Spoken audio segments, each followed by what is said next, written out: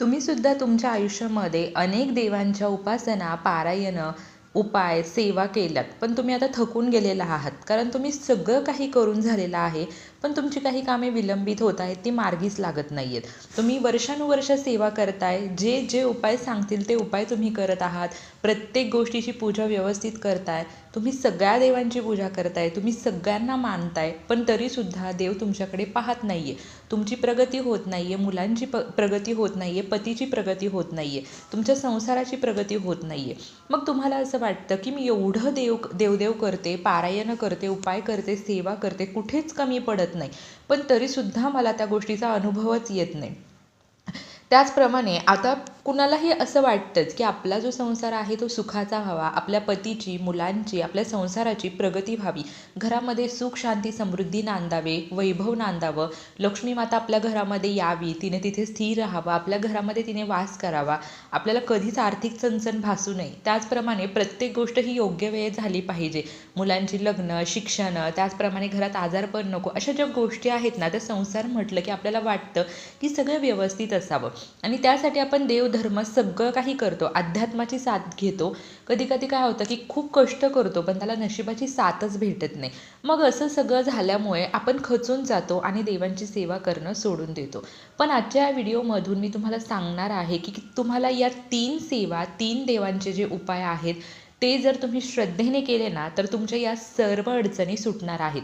तुमच्या मनोकामना पूर्ण होतील, संकट दूर होतील आणि तुम्ही इतक्या सेवा पारायण करून सुद्धा जो अनुभव तुम्हाला आला नाही तो अनुभव तुम्हाला या 3 देवांची सेवा केल्याने येणार आहे. तर त्याबद्दलचाच आजचा हा छोटासा व्हिडिओ असणार आहे. त्यामुळे व्हिडिओ संपूर्ण पहा. चॅनलवरती नवीन असाल तर चॅनलला जरूर सबस्क्राईब करा आणि कमेंटमध्ये श्री स्वामी समर्थ लिहायला विसरू नका. सर्वात महत्त्वाचं म्हणजे काय की एखाद्या व्यक्तीचं काहीतरी चांगलं झालं ना तर ते चांगलं पाहण्याची जी वृत्ती आहे ना ती आपल्याकडे असायला हवी.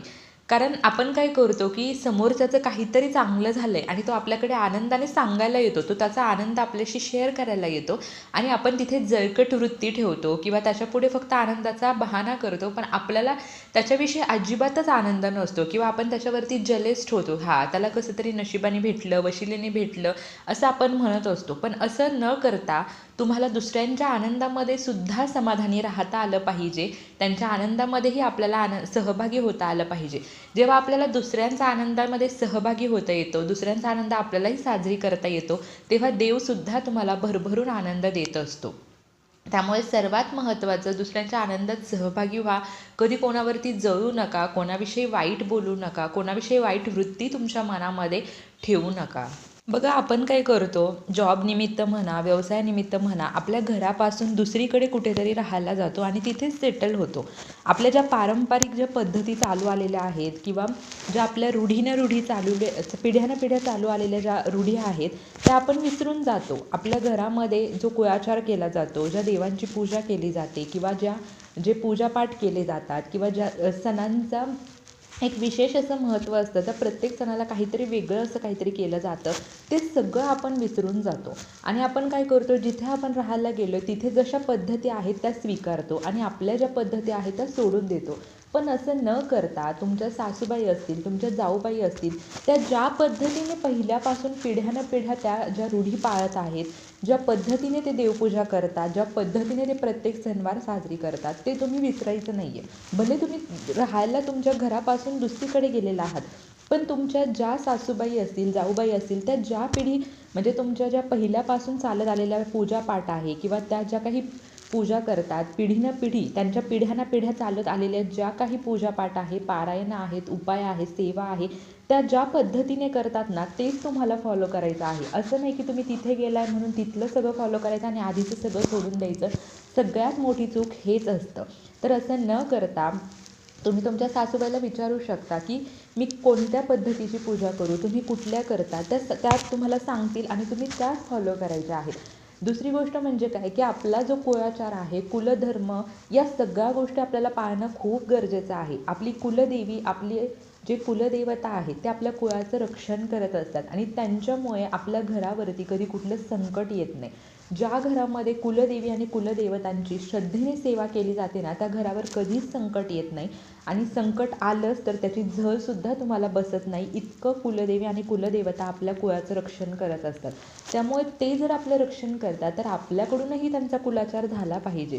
कुलदेवता म्हणजे काय, तर जे पुरुष देवता असतात त्याला कुलदेवता म्हणतात आणि कुलदेवी म्हणजे जी स्त्री देवता असते तिला कुलदेवी म्हणतात. प्रत्येक घराची कुलदेवी एक कुलदेवता असतात.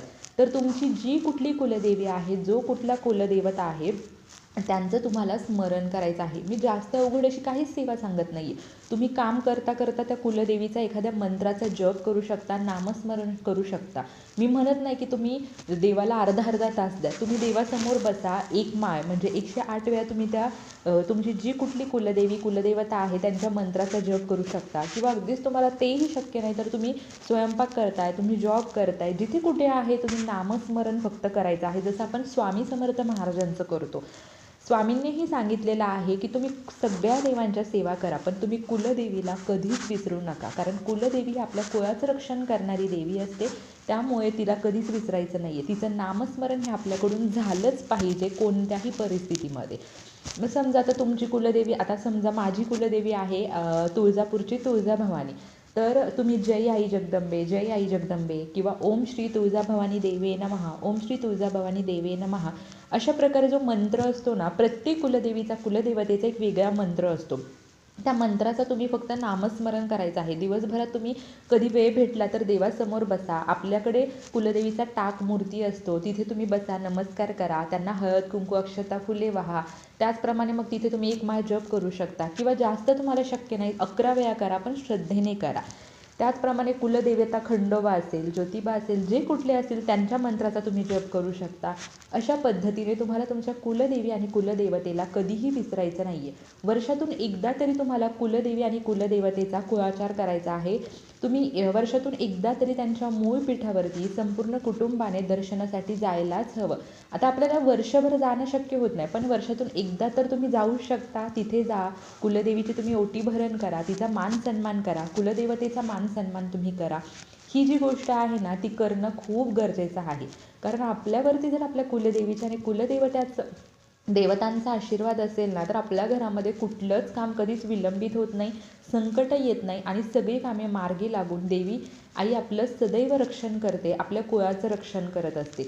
त्यामुळे तुम्हाला ही गोष्ट लक्षात ठेवायची आहे की आपली कुलदेवी कुलदेवता जे कोणते आहे त्यांचं तुम्हाला मान सन्मान करायचा आहे. बघा, ज्यांना आपली कुलदेवता कुलदेवी कोण आहे हे माहीत नसेल किंवा कुलदेवी कुलदेवता माहिती असून त्यांचा मंत्र माहिती नसेल, तर तुम्ही 99 मंत्राचा जप करायचा आहे.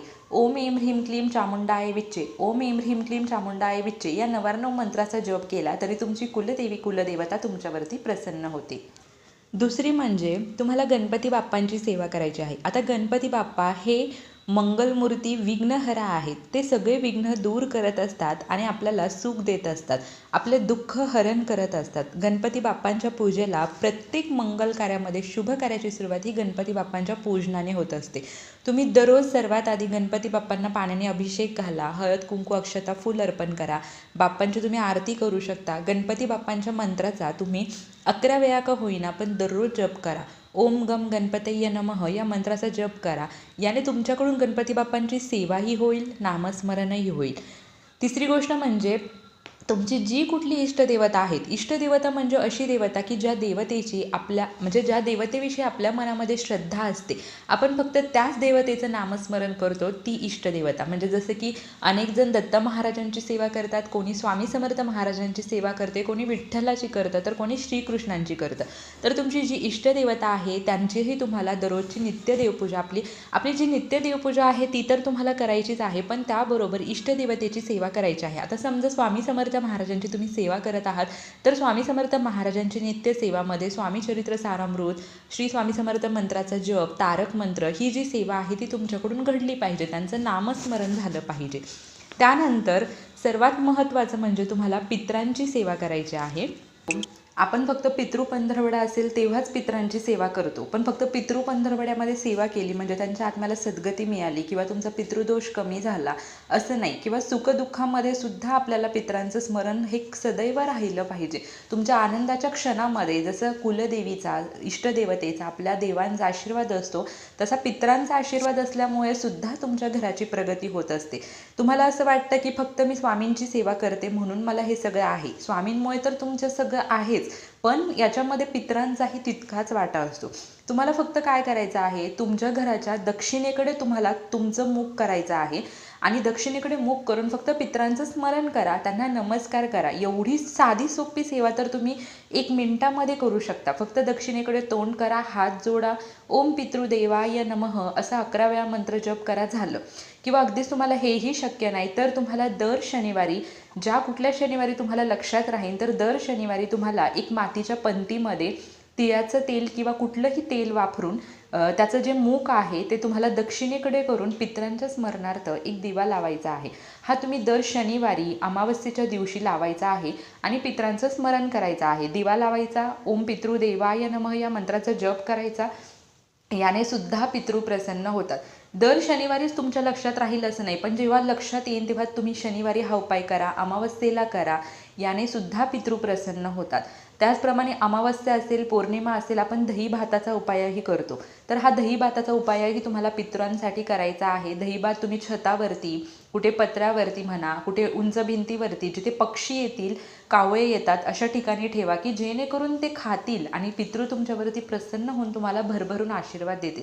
अवघड असं काहीच नाही आहे. ज्या पण सेवा तुम्हाला मी सांगितल्यात ना, त्या सगळ्या सेवा अगदी थोड्याशा वेळामध्ये तुम्हाला करायच्या आहेत आणि त्या तुमच्याकडून होणारही आहेत. त्यामुळे तुम्ही जास्त असा विचार करू नका की खूपच सेवा करायच्यात. अगदीच थोड्याशा सेवा आहेत. प्रत्येक देवाची तुम्हाला 1-1, 2-2 मिनिटाची सेवा आहे, ती तुमच्याकडून सहजरित्या पटकन होऊन जाईल आणि तुम्हाला आशीर्वादही मिळेल. तर मग सांगितल्याप्रमाणे तुम्हाला फक्त काय करायचं आहे तर गणपती बाप्पांचं दररोज नामस्मरण करायचं आहे. अगदी तुम्ही फक्त गणपती बाप्पांच्या आरती म्हटलात तरीही चालेल. शेवटी कसं सेवा तुमच्याकडून घडणं महत्त्वाचं आहे. किंवा ओम गम गणपतये नमः या मंत्राचा 11 वेळा जप केला तरीसुद्धा गणपती बाप्पांची सेवा घडणार आहे. दुसरी म्हणजे आपल्या कुलदेवी किंवा कुलदेवतांची सेवा, त्यांचं नामस्मरण करा. तुम्ही कामामध्ये आहात, तुम्ही जॉबला आहात, मनामध्ये नामस्मरण केलं तरीसुद्धा ती सेवा त्यांच्यापर्यंत पोहोचणार आहे. किंवा अगदीच तुम्हाला मंत्र माहीत नाही तर 99 मंत्राचा जप करा. तिसरी म्हणजे तुमची जी इष्टदेवता आहे, ज्यांना तुम्ही गुरु मानलेला आहे, त्यांची सेवा करायची आहे. जसं स्वामींची आपण नित्य सेवा करतो तर ती सेवा चुकवायची नाही आहे. आणि चौथी म्हणजे आपल्या पितरांची सेवा, जी की तुम्हाला अमावस्येला किंवा दर शनिवारी का होईना पण दक्षिण दिशेला मुख करून त्यांच्या नावाने तुम्हाला तो दिवा प्रज्वलित करायचा आहे. तोच दिवा तुम्ही तिथेच ठेवू शकता आणि दर शनिवारी प्रज्वलित करू शकता. अमावस्येला, पौर्णिमेला दही भाताचा उपाय करा. एवढा सेवा तुम्हाला अगदी साध्या सोप्या पद्धतीने सांगितलेला आहे. जास्त वेळ लागणार नाही आहे किंवा तुम्हाला तास 2-2 तास बसून देवांपुढे सेवा करा असंही मी सांगितलेलं नाही आहे. अगदी 1-1 मिनिटात होणारी प्रत्येक सेवा आहे आणि काम करत असताना तुम्ही नामस्मरणाची सेवा करू शकता. तर इतकं साध्या सोप्या पद्धतीने तुम्हाला मी सांगितलेलं आहे. तुम्ही बघा, या सेवा तुम्ही सुरू करा, कधीही तुम्ही या सेवा सुरू करा आणि या सेवा तुम्ही कंटिन्यू करून पहा. तुम्हाला अनुभव आल्याशिवाय राहणार नाही. तुमची विलंबित कामे मार्गी लागतील, संकट दूर होतील, तुमच्या मनोकामना पूर्ण होतील आणि सर्व देवी देवतांचा जो आशीर्वाद आहे तो तुमच्यावरती राहील. तर तुम्ही सुद्धा या देवतांच्या सेवा नक्की करा. तुम्हाला अनुभव आल्याशिवाय राहणार नाही. झालेली सेवा मी महाराजांच्या चरणी अर्पण करते. व्हिडिओ आवडला असेल तर लाईक, शेअर, कमेंट नक्की करा. Shri Swami Samarth. Bless you all.